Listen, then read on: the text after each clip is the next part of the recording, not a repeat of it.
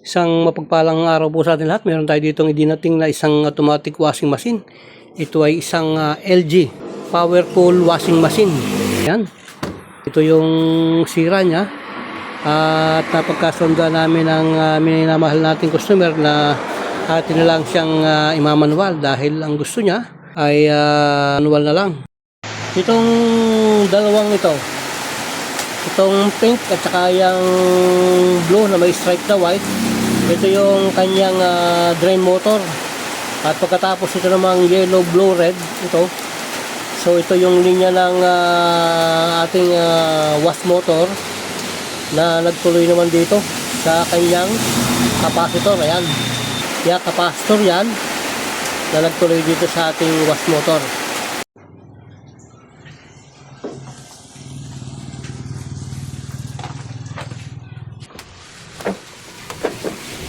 So kung papansinin natin, ayan, yung lugar na yan, ayan o. Ayan. Ginalaw na yan. Sinubukan nilang kalasin doon dahil suspected nila doon. Pero hindi pa rin nakuha. So nagpasya na yung may-ari na dalhin niya sa atin at i-convert na lang daw natin sa manual.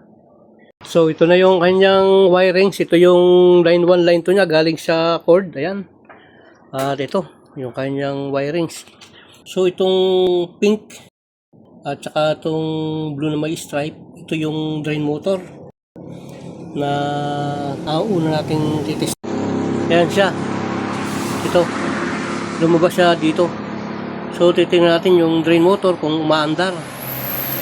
Inunik na yung ating drain motor dito sa plug at papaandarin natin. Titingnan natin kung gumagana yung kanyang drain motor. So, ang titingnan natin ito kung gagalaw siya. So, i-plug natin. Yan. Tingnan natin. Grabe ito sarili niyang plug. Ayun, humatak siya. Ayun, oh, bumatak siya. Ibig sabihin, buo yan. Tingnan natin. Bunutin kong bigla. Ayun, nag-release siya. Tingnan ulit natin. Yan. Ayun, gumagalaw siya. Ayan, oh. So, okay, buo yung ating drain motor. Ayun. Dito naman tayo ngayon sa kanyang wash motor. Ayan. Bali, tatlo yan. Ang linya niya, ayan. Isang blue, red, yellow. Ayan, tingnan natin dito sa kanyang connector. Ayan. Ito. Red, yellow, blue. So, palibasa yung blue. Nasa gitna, ayun. Dumirekta na siya dito. Sabihin, ito yung common. Itong red yellow, ito yung magpipiano dyan. Yan, nagtuloy ng capacitor. So, testingin natin kung iikot yung kanyang pan motor. Yan, tapos itong kanyang video maiksi. So, yan. Nakasit tayo sa ohms yung ating clamp meter. Yan ang gagamitin natin pang check sa linya ng wash motor. Check muna natin yung ating rod kung gumagana. So, ayun. Gumagana siya. So, kuhanan natin itong ay blue. Ayan. Blue muna. Yung common. Pagkatapos, yung yellow. Ayan. Ayan natin. Common blue. Ayan o, blue. Tapos yellow. So, nakakakuha tayo ng 31. 31 ohms sa red. Ay 31 ohms din. So pag pinagsama natin itong red at saka yellow, ayan, tingnan natin, ay nakakakuha tayo ng 61 ohms. So titestin natin, papaandarin natin siya. So gamit pa rin itong ating linya, ay dito tayo magkukoneksyon. Yung isang linya, ilagay natin siya sa blue. Yan, para naka-code siya. So, yan yung common. Yan. Yan ang common na nagpunta naman dito sa wash motor. Ayan, yung nasa gitna. Ayan. So, yan.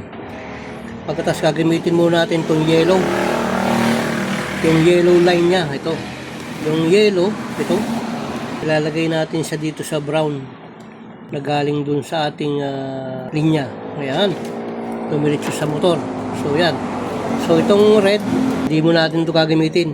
Alpasan muna natin yan. So itabi muna natin. Yun. Ilayo lang natin. At papaandarin natin siya. So yun natin. Ayun. Yun. Bali, pakanan. Ang ikot niya, pakanan. So, tatanggalin natin tong yellow. Yan. Yellow. Pagsa natin. Dito natin gamitin sa red. Ilipat natin yung ating linya sa red. So, yan.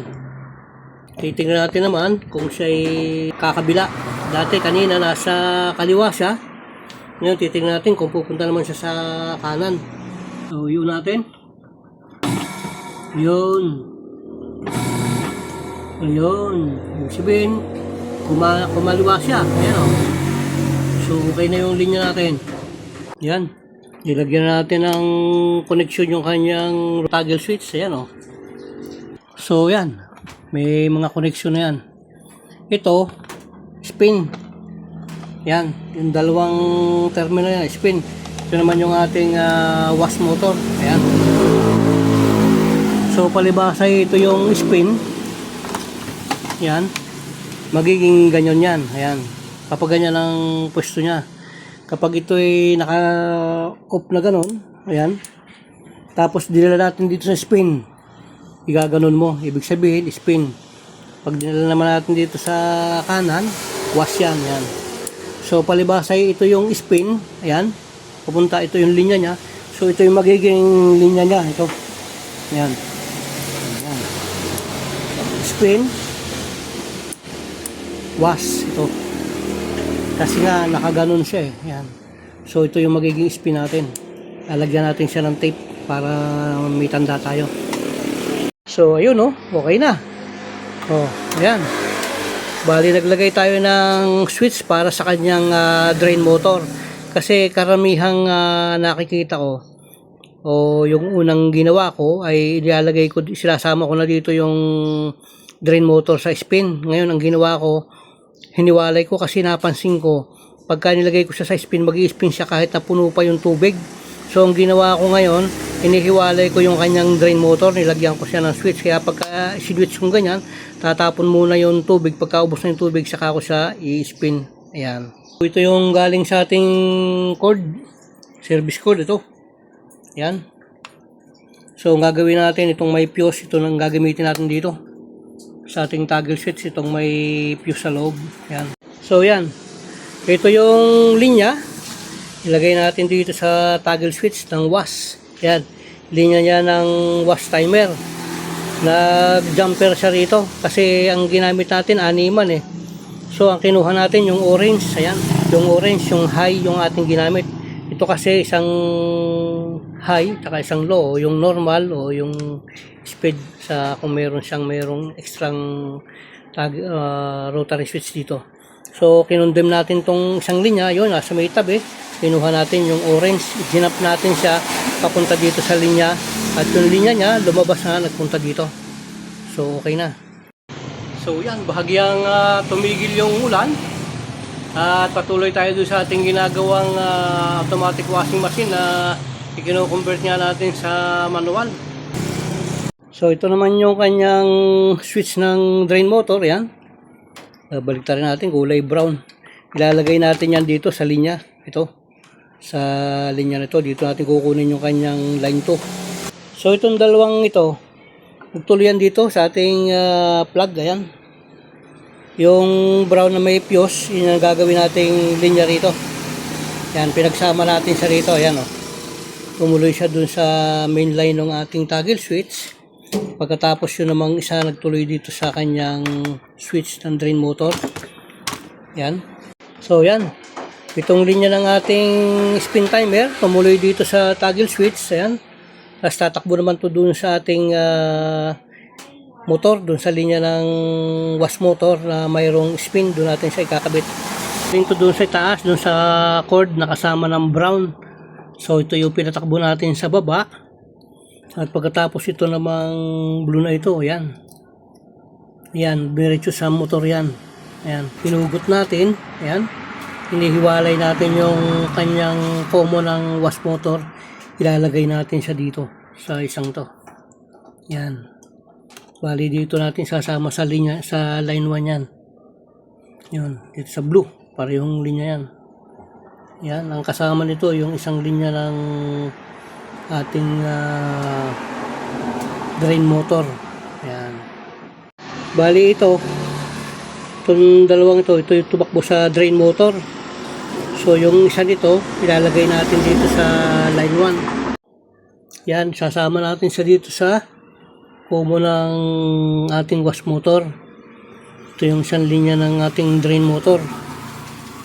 Yan. So, okay na. Gamitin natin. Itong isang blue, ito, pumunta sa kumo ng wash motor.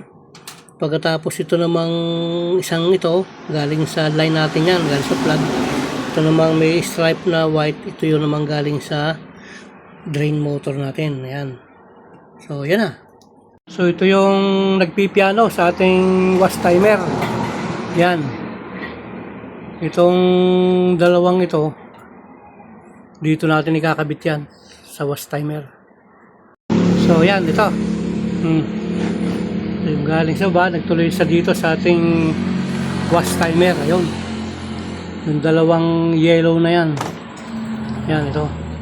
Bali, ang nangyari dito sa ating switch na yan, yan. Nakahiwala yung kanyang drain motor.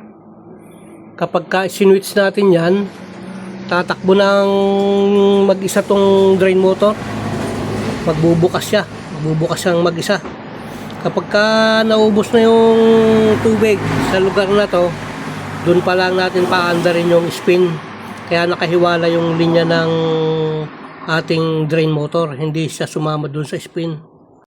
So yun, naikabit na natin. Naisabit na natin yung kanyang drain motor dito. Tapos ito yung linya, ito yung tabi, ito yung gitna, ito yung pinakatabi. Pinutol natin. So yan, diretso na tong dalawang to, diretso na to nun sa switch sa itaas.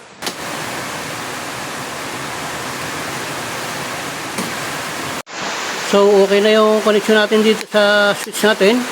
Gumana yung kanyang drain motor. Ayan, nakahiwalay na siya dito sa ating spin. So, ang ikakabit na lang natin itong spin natin. So, okay na yung switch. Dito naman tayo sa spin motor.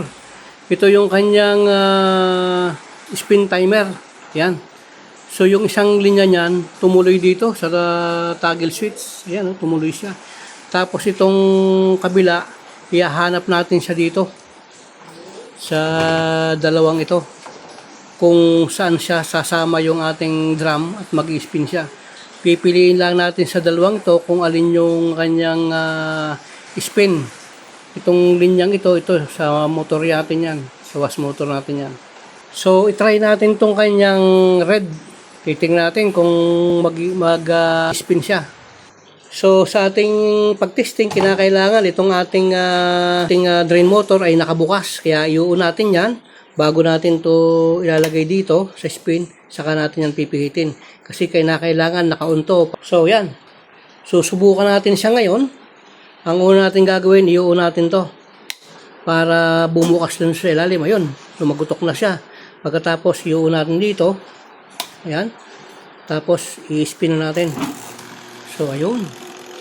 Ibig sabihin na one time natin, red pala ang kanyang connection. Yan. Tingnan natin kung titigil siya pag pinatay natin yung drain motor niya. Ayun, no? Okay na yan. So, subukan natin maglaba. Ilagay natin siya sa wash. Yan. Taas doon natin to.